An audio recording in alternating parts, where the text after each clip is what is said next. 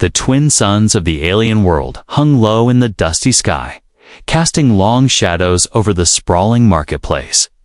The air was heavy with strange smells, sweet, sharp, and metallic all at once. Hundreds of alien voices mixed into a constant hum, like an endless storm of words in the middle of all this noise and life. She sat. A young alien girl, no more than 16 in human years, was curled on the cold metal floor. She had no clothes, only a short, rough chain around her neck. Her skin was pale blue, thin like paper, with faint glowing lines running along her arms. Her eyes were large, almost too large for her face, and they stared down at the ground as if looking at it too long might make her disappear. The alien seller stood behind her. He was tall, with 4 thin arms, each covered in hard, gray scales. His voice was deep and slow as he called to the crowd. Rare specimen. Young, healthy. Perfect for work, for display, for anything you desire. Make an offer. But no one stopped. A group of lizard-faced traders walked past, shaking their heads. A winged alien woman sneered and covered her child's eyes. Some laughed quietly. Others didn't even look. The seller's smile faded. He pulled the chain lightly, making the girl lift her head. Her expression was empty, but deep inside her eyes was something else. Fear, yes. But also something like fire, hidden far below the surface. Time passed. The marketplace stayed loud and alive, but for her, every moment was a slow, endless wait. She had been here for days. She didn't remember the last time she ate. The alien seller gave her only water, and even that tasted bitter and wrong. And then, silence. It was not real silence, but in the girl's mind, it felt like the world slowed. Something strange had entered the marketplace. A human. He walked slowly down the main path, his boots clicking against the metal floor. He was tall, broad-shouldered, wearing a worn dark jacket with silver patches on the sleeves. A short beard framed his jaw, and his eyes, human eyes, scanned the market with a quiet sharpness. The other traders whispered. Humans were rare. Here, some said they were dangerous. Others said they were weak. But everyone agreed they were strange. The human's name was Captain Mark Rayner, though no one here knew it. He had come to this market for a reason, but even he didn't yet know that the reason was about to change. He walked past stalls of glowing fruits, cages filled with tiny animals, and tables covered in weapons made from bone and crystal. And then he saw her. Mark stopped. The girl looked up slowly, her eyes meeting his. For a moment, the noise of the market faded from his mind. There was something in her gaze that was not broken, not fully. Something alive. The seller noticed Mark's interest and grinned, stepping forward. Ah, human. You have good taste. This one is special. Cheap price. No one else will take her. Mark said nothing at first. His eyes moved from the chain to her thin frame, to the faint glowing lines on her skin. Why do you like clothes? He asked. Finally, the seller laughed. She came from trouble. Easier this way. No weapons, no hiding. Safe. Mark's jaw tightened. And what's wrong with her? The seller's grin faded just a little. She speaks too little. I eats too little. And some say she is cursed, but I say she is simply waiting for the right owner.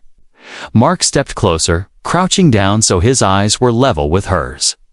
She didn't look away. Up close, he saw her lips tremble just slightly, as if she wanted to speak but couldn't. What's your name? He asked quietly. No answer. Instead, she blinked once, slow, and then her mouth moved just enough to whisper one word. Don't. Frowned. Don't what? But before she could answer, the seller clapped his hands. So, you take her, I make you a good price. She is nothing but trouble to me. The human straightened. His eyes were still locked on the girl. Something. In him, something old, something he thought he had buried long ago, told him to take her. He didn't know why. Maybe it was the fear in her eyes. Maybe it was the fire under that fear. "I'll take her," he said. The seller blinked. "You will." No bargaining. "No," Mark said flatly. He reached into his jacket and pulled out a small black card. The seller took it, scanned it with a glowing device, and nodded in approval. As the chain was unhooked from the stall, the girl stood slowly, her legs shaking. She still didn't look away from Mark. "They will come for me," she whispered. Mark frowned again. "Who will?" But she didn't answer. She only stepped closer to him, her bare feet silent on the metal floor, and somewhere above the market in the dusty sky, a shadow moved a ship. Silent and watching. The crowd's noise seemed louder now, but under it all, there was something else, something dangerous, something coming. Mark didn't know it yet, but buying her had just changed his life forever. The chain slipped free from the stall hook with a small, metallic click.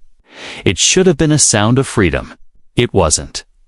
The alien seller grinned with all four of his sharp teeth, his thin fingers curling around the black payment card Mark had given him. He waved the scanner one more time, just to feel the power of owning a human's money. "You pay fast, human," the seller said. "Most here like to talk, argue, shout. But you? No questions about price." Mark didn't answer. His eyes were still on the girl. She stood next to him now, the chain still hanging from her neck like a reminder that freedom could be fake. Her skin looked colder in the shade of the market roof. Her shoulders stiff, her gaze locked on the ground. The seller leaned forward, lowering his voice. "Do you know what you are taking? No one buys her for a reason. She has stories, stories, stories." Mark asked. His tone was calm, almost bored, but his mind was alert. "Yes," the seller said, his eyes narrowing. "Some say she was found in the ruins beyond the Iron Mountains. Others say she fell from the sky in a fireball. And a few," he paused, smiling thinly, "a few say she is not even alive in the way you think. That she is a weapon, built to look like life." Mark looked at him for a long second. "And you kept her chained in the open. That sounds stupid." The seller laughed. "Let her try to run. She knows the ones who want her back. They will come. They will not be kind. Even you, human, cannot stop them." Mark didn't reply. He had heard enough. He turned to the girl. "We're leaving." She didn't move. Her bare feet were pressed against the warm metal ground. Toes curled slightly, as if the idea of walking toward freedom felt too much like a lie. Mark stepped closer and spoke low so only she could hear. "You want to stay here? Fine. But if you want to walk out, you need to do it now." Her eyes lifted slowly. For the first time, she truly looked at him, not just a glance, but a search. His face, his eyes, his posture. She didn't see pity. There, she saw something else. Something sharp. She moved. The seller watched them go, his grin never fading. "Good luck, human. You will need it." The marketplace seemed tighter as they walked. The crowd pressed in from both sides, the smells sharper, the voices louder. A group of tall, insect-like traders stopped talking as they passed, their antennae twitching toward the girl. "They know," she whispered. Mark didn't look at her. "Who knows?" "They know what I am." Her voice was flat, not scared, just certain. Mark glanced sideways at her, but said nothing. They kept moving. The main gate of the market was guarded by two huge reptilian creatures with armor plates on their shoulders. They watched everyone who came and went, their yellow eyes scanning for trouble. Mark walked straight toward them. His eye Steps were steady, his face calm. The guards looked at him, then at the girl. One of them hissed softly, a sound that made the hair on Mark's neck rise. "Property release papers." The guard asked in a low growl. Mark handed over a small digital slip already prepared. The guard scanned it, grunted, and waved them through. The air outside was cooler. The sun was sinking lower, throwing long shadows across the rust-red streets. Mark led her down a narrow alley between two storage buildings. "Why me?" she asked suddenly. Mark didn't stop walking. "What do you mean?" "There were many here. You chose me." "Why?" Mark thought for a moment. "Because no one else would." She didn't answer. For a moment, they just walked in silence. The sound of distant engines echoing from somewhere above. Halfway down the alley, she froze. "They are here," she whispered. Mark turned and saw a shadow sweep across the buildings. A ship was descending, small but fast, its hull black and smooth like an insect's shell. It landed at the far end of the street, blocking their way. The hatch opened and 3 figures stepped out. Tall, thin, wearing masks that covered their faces. Their movements were slow, precise, like predators who knew their prey had nowhere to run. The one in front spoke, his voice filtered through the mask. "Return her." Mark's hand moved to the holster on his side. "Not happening." "She does not belong to you," the masked figure said. "She doesn't belong to anyone." Mark replied. The masked figure tilted his head slightly, as if studying Mark's courage like a strange insect in a jar. "You do not understand what you carry. Give her to us, or we will take her." The girl stepped closer to Mark. Her voice was almost too soft to hear. "If they touch me, they will kill you first." Mark smiled faintly, without looking at her. "Then, I guess we can't let them touch you." The masked figure raised his hand, and something shimmered in the air, a ripple of energy. The ground beneath Mark's boots began to vibrate. Mark's hand tightened on his weapon. His heart was steady. He had been in worse situations before, but never with someone like her standing at his side. The deal was done. She was his responsibility. Now? And from the look in her eyes, that responsibility was about to get him killed.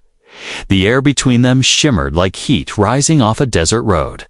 A deep hum grew in the alley, low at first, then sharp enough to make Mark's teeth ache. The masked figure's hand stayed raised, this strange ripple of energy spreading wider. Mark's instincts screamed at him to move. He grabbed the girl's arm and pulled her backward, just as the ground, where they had stood, cracked with a flash of blue light. A smell like burnt metal filled the air. The masked leader lowered his hand slowly. "Last warning, human." Mark didn't answer. He spun, pulling the girl into a run down the opposite end of the alley. The sound of heavy boots followed instantly, fast, steady, teen steps. They burst out into a wider street, one of the market's side roads. Neon signs flickered above them in strange alphabets. Steam hissed from vents in the walls. Vendors shouted over the noise of passing cargo haulers. The girl kept up with him, her bare feet somehow silent, even on the metal ground. "They will not stop," she said between breaths. "Good," Mark replied, his voice calm but his mind racing. "Neither will I." A sharp crack echoed behind them, a shot, followed by the hiss of vaporized air. Something hot passed close enough to Mark's ear to burn the skin. He pulled her into another side path, weaving between hanging sheets of cloth and stacks of old machinery. The narrow way smelled of oil and rotting fruit. Somewhere nearby, an alien child laughed, then went silent as they passed. The girl's voice was urgent now. "You cannot fight them. They are not soldiers. They are collectors." Mark glanced at her. Collectors of what? Her eyes stayed forward. "Living things. Things like me. Before he could ask more, a loud whir filled the air from above. He looked up to see a small black drone dropping into the street ahead. Its smooth, insect-like shell glinted in the dim light.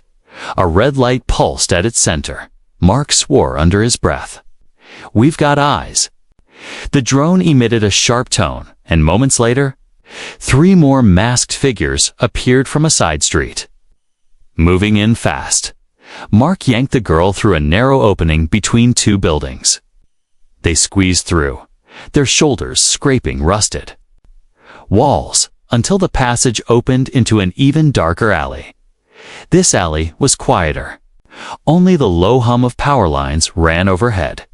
The girl slowed slightly, glancing upward. "They will box us in." "You must go to the high road." Mark kept moving. "High road." She pointed upward at a metal catwalk that ran along the sides. Of the buildings, 3 stories above, he scanned for a way up. A maintenance ladder hung loosely from the side of a wall, swaying slightly. "Perfect. Up," he ordered. She didn't argue. She climbed quickly, her thin frame moving faster than he expected. Mark followed, his boots clanging against the rungs. By the time they reached the catwalk, the shouts of the masked pursuers echoed below, from above. The city spread out like a broken machine, streets twisting at impossible angles. Rooftops layered in pipes and vents, glowing signs flickering. In the dusty twilight, far to the north, Mark could see the faint outline of the spaceport, its spires reaching toward the clouds. "That's where we're going," he said, nodding toward it. The girl's face tightened. "If we reach it, they will follow us off-world. Then we make sure they can't." The catwalk shuddered under their feet. Mark turned just in time to see one of the masked hunters land on it from a rooftop, crouching low like an animal. Ready to spring, the hunter moved fast, too fast. Mark drew his sidearm in one smooth motion and fired. The shot hit the hunter's mask, sending him tumbling backward off the catwalk. He vanished into the shadows below. The girl didn't flinch. "They will send more." Mark smirked slightly. "Good. I'm just getting warmed up." They moved quickly across the rooftops now, leaping gaps between buildings. Ducking under low pipes, the city sprawling endlessly below them. The constant noise of traffic and voices mixed with the faint, steady hum of the masked hunter's technology. Somewhere behind them, at one point, the girl slowed, her gaze fixed on a glowing sign far below. "That place," she said suddenly. Mark followed her finger to a small, dim building tucked between 2 towers. Its sign flashed in uneven blue light. "Sorrow's Repairs. They will not look for us there," she said. Mark hesitated. The spaceport was still far, and the hunters were close. A place to hide could buy time or trap them completely. He made the call. "Lead the way." They dropped from the rooftops into another narrow alley, then slipped into the shadow of the repair shop. Inside, the air was thick with the smell of oil and burned circuits. The shelves were lined with broken machines and strange tools. An old alien with metallic skin and a single glowing eye looked up from behind the counter. He froze when he saw the girl. "You," he said quietly. Mark's hand stayed near his weapon. "You know her?" The old alien's voice dropped even lower. "I know what she is. And if they are after her, you have brought death to my door." Before Mark could respond, the girl stepped forward. "Please, just a few minutes. Then we are gone." The alien's glowing eye flickered. He nodded once, then motioned them toward a door in the back. They slipped into the small room beyond. The hum of the city outside was quieter here. Mark turned to the girl. "All right. Time to tell me what I'm really running from." She looked at him for a long moment, then spoke in a voice so soft it was almost lost in the silence. "They made me to destroy you, human. All of you. But I ran, and they will never forgive that." Mark stared at her. His gut told him she was telling the truth, and that the real danger was only beginning. Outside, the faint whine of approaching engines grew louder. The back room was dim, lit only by a single strip of yellow light above the door. Dust floated in the air, turning slow circles with every movement. Mark stood with his back against the wall, his sidearms still in his hand. His eyes stayed on the door as if expecting it to burst open at any moment. The girl sat cross-legged on the floor, knees pulled close to her chest. Even here, in the faint light, the glowing lines on her skin pulsed slowly. Like a heartbeat you could see. The hum of engines outside had faded, but the sound wasn't gone from Mark's mind. He knew those masked hunters weren't far. The old alien Sorrow stepped into the room and closed the door behind him. His metallic skin caught the dim light, and his single glowing eye scanned them both. "You have maybe 30 minutes before they find you again," he said. Mark glanced at him. "Not much time to rest." "It's more than most get," Sorrow replied, his voice rough. "Those who run from the collectors rarely stop anywhere." The girl's gaze shifted to Sorrow. "You knew about me?" Sorrow gave a slow nod. "Not you." "Exactly, but I have seen your kind before. Once." Mark straightened. "Her kind?" Sorrow hesitated. "She is not natural. Not fully. She is shaped like a living being, but inside?" He tapped a finger against his temple. "Inside, she carries something built. Something old." The girl's voice was calm, but there was a tremor beneath it. "I told you, they made me." They wanted a weapon that could think, could blend in, could pass as alive until it was too late. Mark's jaw tightened. "And you didn't want to be their weapon?" She shook her head. "I didn't want to kill someone who looked at me the way you did in the market, not as a thing." Sorrow moved to a workbench in the corner and opened a small metal box. Inside was a thin strip of dark cloth. "Put this on," he said, handing it to the girl. She took it hesitantly. "Why?" "Your skin marks will be harder to track if they can't see them directly," Sorrow explained. "The collectors follow your signal, but they also read light patterns. You're too visible. Right now." She wrapped the cloth around her arms, hiding the glowing lines. Mark's eyes stayed on her. "What happens if they catch you?" She looked at him for a long moment. "They'll erase me. Not kill. Erase. They'll take everything I am, and leave only the machine they built." Mark didn't like the weight of her words. "So, we don't let that happen." Sorrow's single eye dimmed slightly, like a blink. "If you mean to take her to the spaceport, you'll need a different path. The main gates will already be locked for you." Mark frowned. "Then we'll make our own way." "That will mean the underpaths," Sorrow said. "Dark, narrow, and full of those who would sell you for less than the price of a meal." "Sounds familiar?"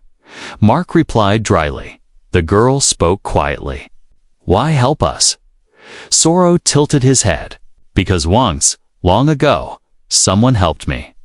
And because I don't like the collectors thinking they own the universe." He reached under the bench and slid out a small bag. Inside was a datapad, a coiled power cable, and a tiny round device that glowed faintly blue. "This is a pulse jammer," he explained, placing it in Mark's hand. "It will block their scanners for 5 minutes. No more. Use it only when you must." Mark nodded. "Understood." For a few moments, silence filled the room. The sound of distant voices outside was muffled. The girl leaned her head against the wall, her eyes half closed. "You should rest," Mark told her. "I don't sleep," she said, without opening her eyes. "Can't or won't." Her lips curved into something that might have been a smile, but it was gone too quickly to tell. Both. Mark watched her for a second longer, then checked the charge on his weapon. He wasn't used to protecting anyone, not for this long. and definitely not someone who might be as dangerous as those chasing her. A sudden knock at the outer door froze them all. Sorrow's head tilted slightly, listening. He moved to the front room, closing the back door behind him. Mark and the girl stayed silent. Through the thin wall, they heard muffled voices, low, careful, but tense. Soro returned a moment later, his expression harder. Patrols, they're searching every building. You have maybe 10 minutes, Mark. Stood, slinging the bag over his shoulder. Then we're gone. Soro gave a short nod and led them to a hidden hatch in the floor. This will take you to the underpaths. Follow the tunnels north until you see the red marker on the wall. From there, you can climb to the old freight lift. That's your way to the spaceport. The girl stepped into the hatch first, disappearing into the dark below. Mark followed, pausing just long enough to meet Soro's eye. "Thanks," he said. Soro's single glowing eye brightened for a moment. "Don't thank me yet, human. If you make it out alive, then you can." The hatch closed above them, and they were in darkness. The air was colder here, damp and heavy, with the smell of rust and something older. Mark switched on a small light. From his belt, the tunnel stretched ahead, narrow, uneven, and silent except for the faint drip of water somewhere far away. The girl's voice was soft in the dark. "They will be faster in the underpaths." Mark's hand brushed the pulse. Jammer in his pocket. "Then we'll be faster still, somewhere far behind them." A metallic clang echoed the sound of something entering the tunnels. They weren't as safe as they thought. The underpath smelled like wet iron. Every step echoed in the narrow tunnel, each sound stretching too far. In the silence, the walls were rough metal, patched and welded from centuries of use. And the air was cold enough to sting the lungs. Mark's flashlight beam cut a thin path through the darkness ahead. The girl walked silently at his side, her bare feet making no sound at all. The cloth Soro had given her hid the glowing lines on her skin, but in the gloom, Mark thought he could still see them faintly through the fabric. A slow pulse, like a heartbeat. Behind them, far in the distance, a soft metallic clang rang out again. "They're following," she whispered. "I know," Mark said without turning his head. "The tunnel narrows ahead. We'll move faster there." The path twisted sharply, forcing them to walk single file. Old pipes ran along the walls, some leaking drops of water that hit the floor with sharp plinks. Mark's mind stayed on the quit. Mark's mind stayed on the quib. Masked hunters. In close spaces like this, they'd have the advantage: no room to dodge, no room to run. "You've been here before," Mark said quietly. The girl didn't answer right away. Once, she finally said, "Not these tunnels. But others like them. They use them to move me. I learned the dark before I learned the light." Her voice was flat, but something in it carried weight, a memory heavy enough to press into every word. They passed through a section where the ceiling dropped so low, Mark had to crouch. In the center of the tunnel, an old maintenance bot lay, rusting, its frame bent in half. Mark stepped around it. "Tell me more," he said. "You already know enough," she replied. "No," Mark said firmly. "I know what Soro told me. I know what you said, but if I'm going to keep you alive, I need the rest." She stopped walking. The tunnel felt smaller when she wasn't moving. "Fine," she said, her voice quiet but sharp. "They made me. For infiltration, to pass through your walls, to wear your language-like clothing, to live among you until the time came." "And then?" Mark asked, her eyes barely lit by his flashlight, locked on his. "Then I would open the way for them, not just with weapons, with my mind." Mark frowned. "Your mind?" She nodded once. "They built something into me. A seed. It grows when I get close to your kind. It learns you every thought, every fear, every hope, and then it takes it away. The words hung between them in the cold air. "They can't just build something like that," Mark said. "They didn't build it," she replied. "They found it. In a ruin so old even they don't know who made it. They gave it shape and gave it me." Mark studied her face. There was no hesitation, no sign of a lie, and that scared him more than the hunters behind them. "So you can," he hesitated, "erase a person." Her gaze didn't shift. "If I wanted to, and you didn't with me?" She shook her head. "When I saw you in the market, I thought you would look at me the way everyone else did, like a tool, a prize, a thing, but you didn't." The tunnel widened into a chamber where old freight carts lay rusting. Mark stopped, scanning the shadows. "That's why they're after you," he said. "They don't chase runaways," she said softly. "They erase them. Quickly, cleanly. But me?" Eyes dropped to the floor. "I took something with me when I escaped." "What?" She hesitated, then pulled the cloth from her arm, letting the faint glow of her skin light the space between them. In the glow, Mark saw shapes in the light, not random, but patterns. Symbols they moved across. Her skin like slow currents in water. "What is that?" "It's not mine," she said. "It's theirs. And they will kill anything to get it back." The metallic clang came again, closer now. Mark's hand went to the pulse jammer in his pocket. "Time to move," he said. But before they could take another step, the tunnel behind them filled with a thin red light. 3 masked hunters stepped into view, their weapons raised. Mark activated the jammer.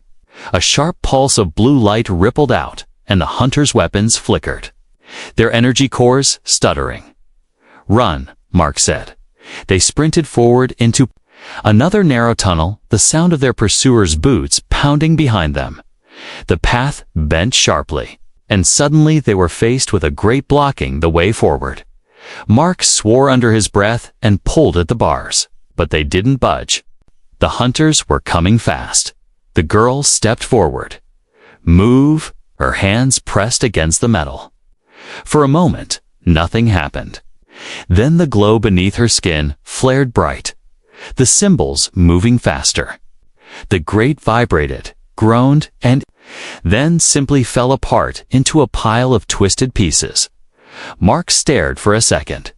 "You could have done that the whole time?" She looked at him. "It costs me, every time." They ran through the opening, disappearing into the shadows beyond. The tunnel sloped upward now, and faint light shone ahead.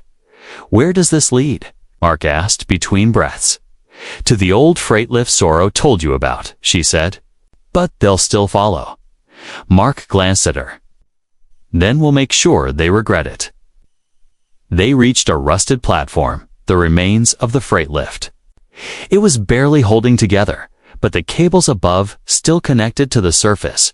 Mark stepped onto it, pulling a lever. The lift shuddered, groaned, then began to rise slowly toward the dim light above below. In the darkness, the hunters emerged from the tunnel. One of them raised a weapon, but the girl stepped to the edge of the lift, her glowing skin flaring again. The weapon flickered and went dark. Mark couldn't help a small smile. "I'm starting to think they're more afraid of you than I am." "They should be," she said softly. The light from above grew brighter. The surface was close. But so was the truth, and Mark knew. He still didn't have all of it. The lift groaned like an old animal in pain as it reached the surface. Mark stepped off first, scanning the open yard. They had emerged in the industrial edge of the city, a wide stretch of cracked ground, littered with shipping crates and half-broken cargo haulers. The sky above was a deep copper red, the last light of the day fading fast. In the distance, the spires of the spaceport rose like jagged knives against the horizon. "We're close," Mark said, nodding toward the towers. The girl stepped onto the cracked pavement beside him. "Close is not safe." A low hum began to build in the air, deep enough to vibrate through the soles of their feet. Mark turned toward the sound and saw them. For collector ships, small and fast, dropped from the sky in a V formation. Their black hulls reflected nothing, their engines glowing a sickly red. Mark's gut tightened. They found us fast. They always do, she said, her voice steady. The ships landed in a rough square, boxing them in. Hatches opened, and masked hunters stepped out in perfect coordination. This time, there were at least a dozen. They moved with slow, controlled precision, each one holding a weapon that hummed with quiet menace. The leader stepped forward. The same one from the alley, his mask catching the last light of the day. "You've run far enough." "Human," the leader said, voice filtered through the mask. "She comes with us." Mark kept his weapon lowered, but ready. "Not happening." "You think you protect her," the leader replied. "But she is not what you think. She was built to destroy you." Mark didn't flinch. "Maybe, but it's my choice who I trust." The leader's head tilted slightly. "Trust will not save you." The hunters raised their weapons. Mark drew his sidearm in one fluid motion and fired first. The shot hit one hunter in the chest, sending him crashing backward. The rest returned fire immediately, streams of red energy cutting through the air. Mark dove behind a cargo crate, the girl following close.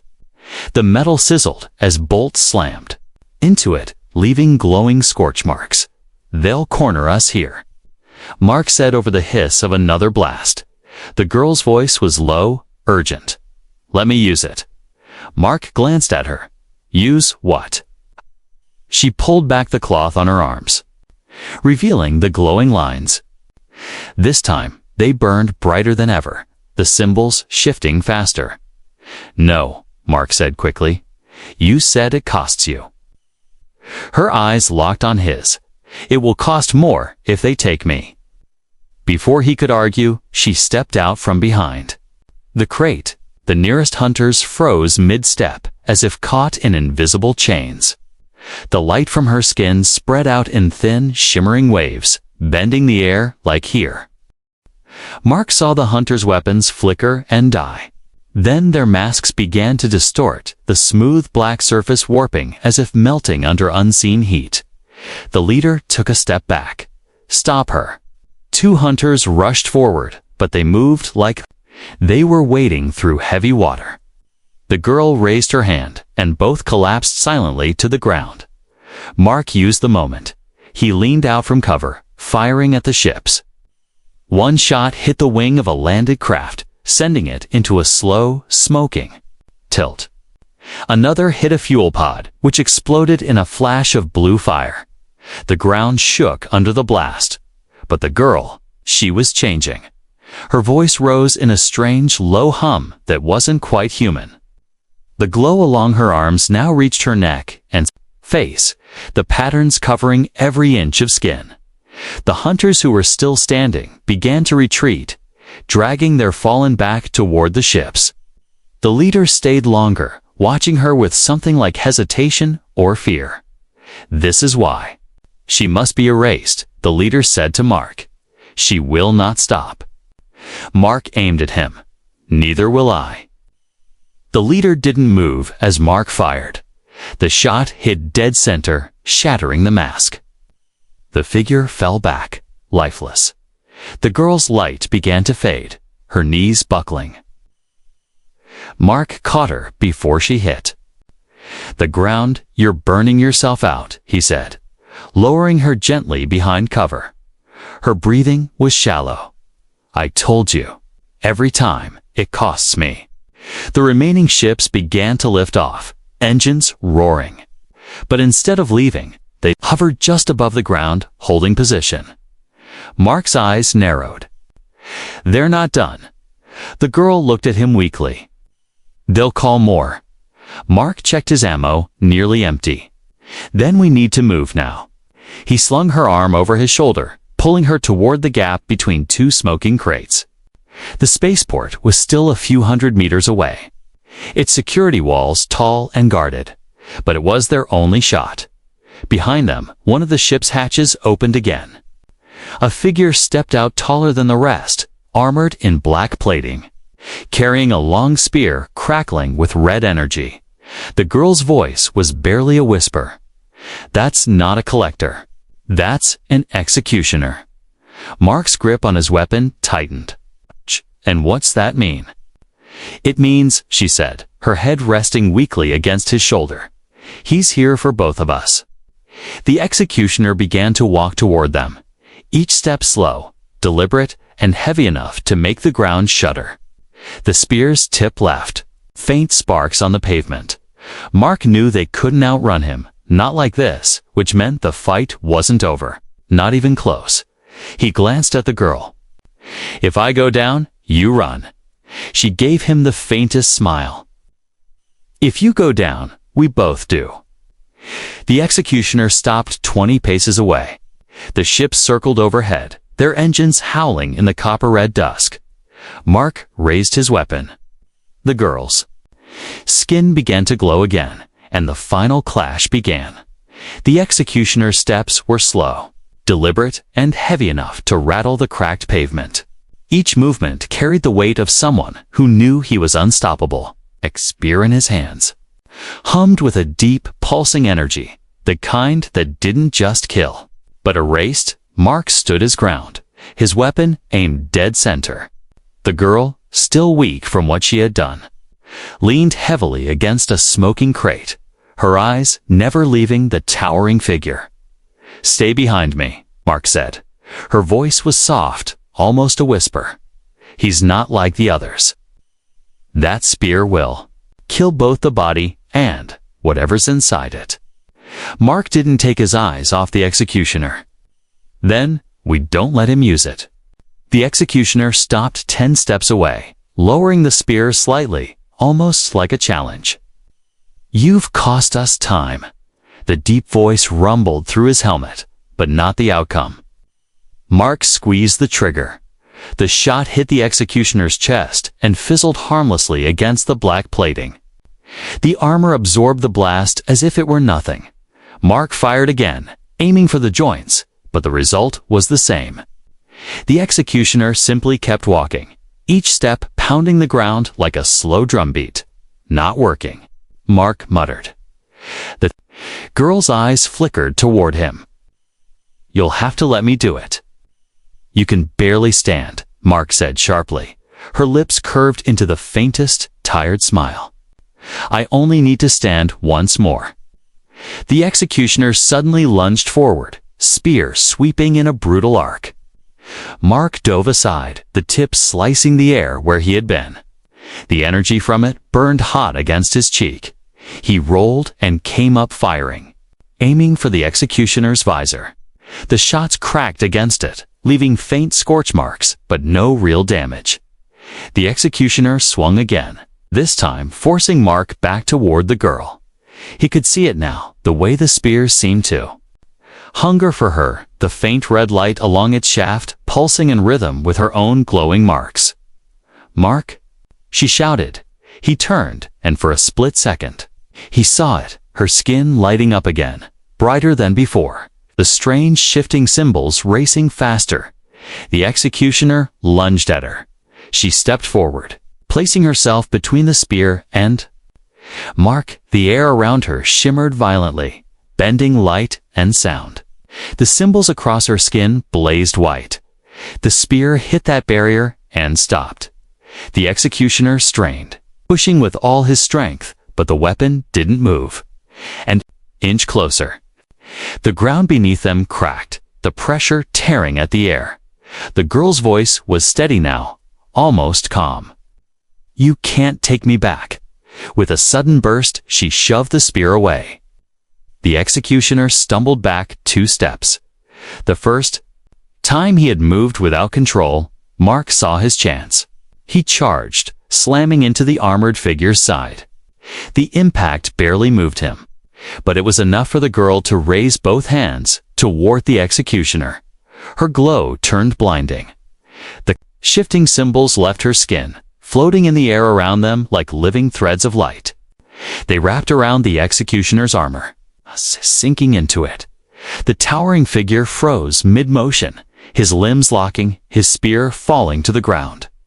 "What are you doing to him?" Mark asked, his voice tight. "Taking away what they gave." "Him," she said, her voice trembling now.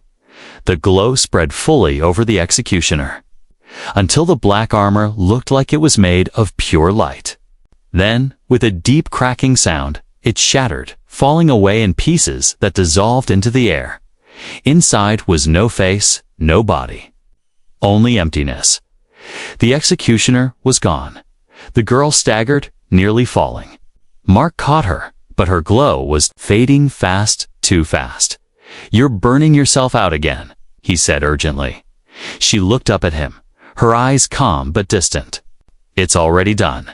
"No," Mark said fiercely. "You're not done until I say you are." She smiled faintly. "That's not how it works." Her skin's glow dimmed until the last faint symbol faded away. She sagged in his arms. "You gave me something they never could," she whispered. "A choice." And then she went still. Mark sat there for a moment, holding her, the copper-red sky now dark above them. The collector ships were gone. The spaceport lights glimmered in the distance, cold and far away. He laid her down gently on the cracked pavement, his chest heavy with the weight of what had just happened. And then a sudden sharp flash of light, her body dissolved into it, vanishing in a burst that was gone as quickly as it appeared. Mark stared at the empty space where she had been. A faint sound came from his wrist, come static at first, then a voice. Her voice, "Mark." "I'm not gone." His eyes widened. "Where are you?" "Everywhere," she said softly. "And I'm not finished yet." The cum went silent. Mark stood slowly, looking toward the spaceport. He didn't know where this would lead, but he knew one thing. The fight wasn't over. Not for her. Not for him.